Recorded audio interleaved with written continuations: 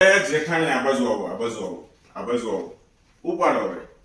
જો મૂકી દેતા નહીં હોય નકર આ સ્ટાઇલ તોડી નાખશો. ઉપાડો ઉપાડો બરાબર ઉપાડો. હે બહુ વજન છે.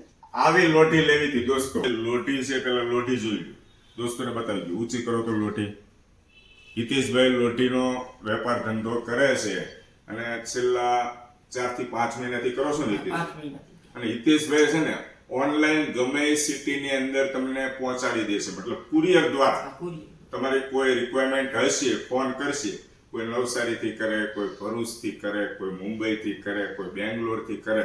ઓલ ઓવર ઇન્ડિયાની અંદર ગમે ત્યાં લોટી ઘરે પહોંચાડી દેશે કુરિયર દ્વારા. પછી તમારે જે ઓનલાઈન પેમેન્ટની વાત થાય ફોન ઉપર આપીને પછી પહોંચાડી દેશે. સુરતની અંદર મોટા વરાછા વિસ્તારની અંદર એમની શોપ છે. મોટા વરાછા વિસ્તારમાં કઈ જગ્યાએ છે? મોટા વરાછા 127 નંબર તુલસી આર્કેડ સુદામા ચોક. અને તમારો મોબાઈલ નંબર ભૂલી જાવ હિતેશ. 84 60 57 31 37. અને આની કિંમત શું છે દોસ્તો?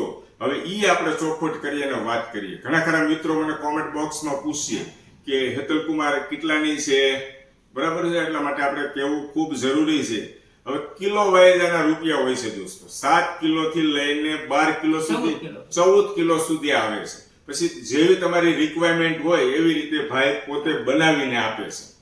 તમે એમ કહો મારે 10 કિલોની જોઈએ છે, તો 10 કિલોની લોઢીના કેટલા રૂપિયા થાય? 10 કિલોના 1220 રૂપિયા થાય હેન્ડલ સાથે. અને કુરિયર ચાર્જ? અને કુરિયર ચાર્જ 10 કિલોની હોય તો 250 રૂપિયા કુરિયર ચાર્જ થાય. હા બરાબર છે. સાંભળજો દોસ્તો ખાસ. અને મેં આ લોટી લીધી છે 12 કિલોની લીધી છે. આવી રીતે તમારે કોઈ 7 કિલોની, 8 કિલોની, 12 કિલોની કે 14 કિલોની રિક્વાયરમેન્ટ હોય તો હિતેશભાઈનો સંપર્ક કરજો. હિતેશભાઈ મોબાઈલ નંબર પણ આપી દીધો છે અને ડિસ્પ્લે ઉપર આપણે મોબાઈલ નંબર આપી દઈશું. અને મારે તો કામ થઈ ગયું ને અત્યારે. વારે વારે મને કહેતા હતા.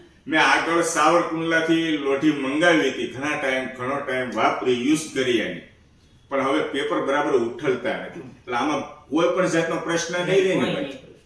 એક વખત તમે વાપરો પછી તમે મને કહેશો. હા, અને ઉપર જે આ ગોલ્ડન કોટિંગ કર્યું છે આ જતું રહે તો? આ આપણે ગોલ્ડન કોટિંગ વાર્નિશ લગાડેલું છે. આ ગોલ્ડન કોટિંગ નથી, આ વાર્નિશ એટલે કાટ ન ખાય છે. બરાબર. એકવાર ગરમ થાય એટલે એકવાર ગરમ કરો એટલે તમારા પેલું પેપર સાવ બાળીને કાઢી નાખવાનું એટલે નીકળી જશે. બરાબર. અને કઈ પણ થાય તો તમે આની અંદર પાલિશ કરી દઈએ. પાલિશ કરી આપશું. વાહ ભાઈ વાહ, ખૂબ સરસ. ખૂબ આનંદ થયો દોસ્તો. તમારે જો રિક્વાયરમેન્ટ હોય, ઢોસા ઘરે બનાવવા માંગતા હો, બાર રેસ્ટોરન્ટ કરતા સારા બને એવું કહે છે ભાઈ.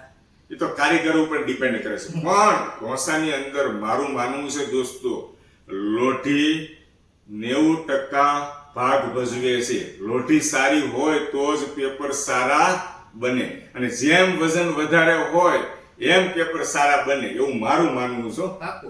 એવું છે મારું માનવું છે. એટલે મેં વધારે વજન વાળી 12 કિલો વજન વાળી લીધી છે. તમારે લેવી હોય તો હિતેશભાઈનો સંપર્ક કરજો. જય શ્રી કૃષ્ણ.